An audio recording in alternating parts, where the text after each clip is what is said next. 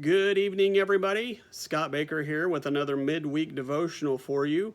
I hope everybody's gotten back to school okay, and I hope everybody is doing well during these times. Tonight, we're going to talk about the biblically based power of positive thinking. Now, this might sound like an odd title for a devotional, but I couldn't think of a better way to sum up what I wanted to talk about. Before I get into the meat of the devotional, though, I want to make one thing clear. I do not support the claims made by Dr. Norman Vincent Peale in his book, The Power of Positive Thinking. If you're not familiar with this book, it came out in the 50s, and in it, he claims people can change future outcomes and events by thinking them into existence.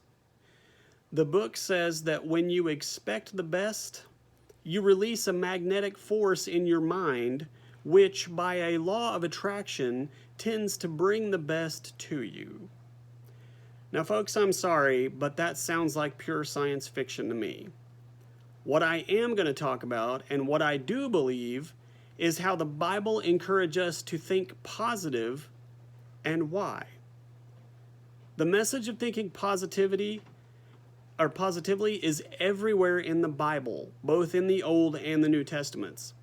It's a powerful concept that can influence our behavior and affect us on several psychological levels. So as we get started, I'm going to start off with a quick story. One day, a frog decided to reach the top of a very tall tree. He hopped over to the base of the tree and started to climb.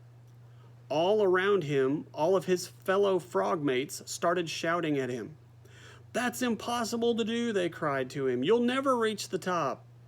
The frog smiled back at them and continued to climb.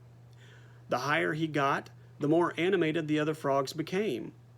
They shouted and waved their arms, trying to convince him to come back down. "Come down," they shouted as they waved. "You'll fall and break a leg or worse." The frog smiled even bigger and continued to climb. After several minutes, he reached the top of the tree. When they saw nothing was going to happen to him, the rest of the frogs went about their business and quickly forgot about the incident. Later, one of the frogs who had watched him climb asked his mother about the feat. Why didn't he stop climbing when everybody was telling him to come back down? The frog's mother just shrugged and said, "Because he cannot hear, he's deaf. And he thought everybody was encouraging him to keep going." As you can see in the story, the frog believed in himself enough to try something new. He had a positive outlook on how his endeavor would end, and he believed that others were encouraging him as well. This gave him an extra boost to succeed. Positive thinking can definitely bring results, but we have to be very careful that we are not trying to cultivate those results on our own. Our minds cannot just think things into existence. If we had that kind of ability, we would be as powerful as our own Creator. So for tonight, I want to look at several verses that discuss this. First is Proverbs 17:22, which states, "A joyful heart is good medicine, but a crushed spirit dries up the bones." Now, joy is definitely a positive emotion, and when we have joy, our lives feel more enriched because of it. This positivity helps our overall sense of being, and as a result, we're happy. On the opposite end of that, though, a crushed spirit, as the writer puts it, decreases our happiness. We are sad. When we have no joy in our lives, we often overlook the good things and we let the bad things overcome us. We always need to remember that God is the true reason behind our joy. Secondly, there's Romans 12:12, which says, "Rejoice in hope, be patient in tribulation, be constant in prayer." Now there are three key components to this verse, and I believe they all tie together seamlessly. I believe the writer was influenced to combine these three pieces in the way that he did to show the relationship they have to each other and to emphasize the importance of their connection. Hope is another key factor in the power of positivity. Hope is what keeps us going even when life is trying its hardest to bring us down. We have hope because of God's love. When we rejoice in that hope, when we rejoice in His love for us, we remind ourselves that beyond a shadow of a doubt, God will bring us through everything, every trial that we have to endure. And while we might find it difficult to be patient during these hard times, they are much easier to endure when we are rejoicing in the fact that we have hope.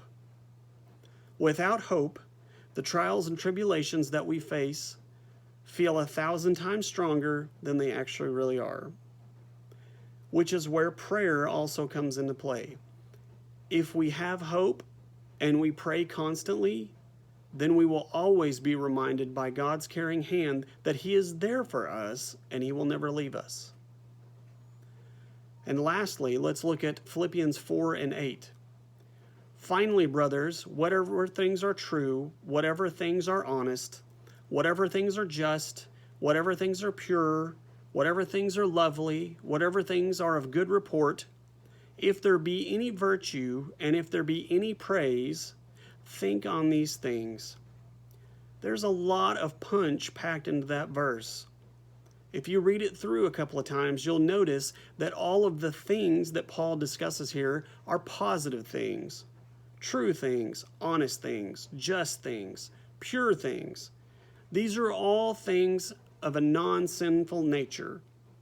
When we focus on anything outside of our sin-based nature, the results are always going to be positive.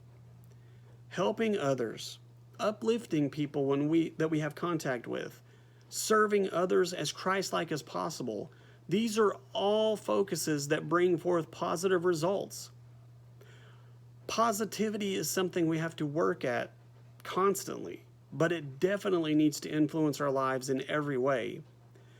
Now, let me ask you this question and think about this for a minute.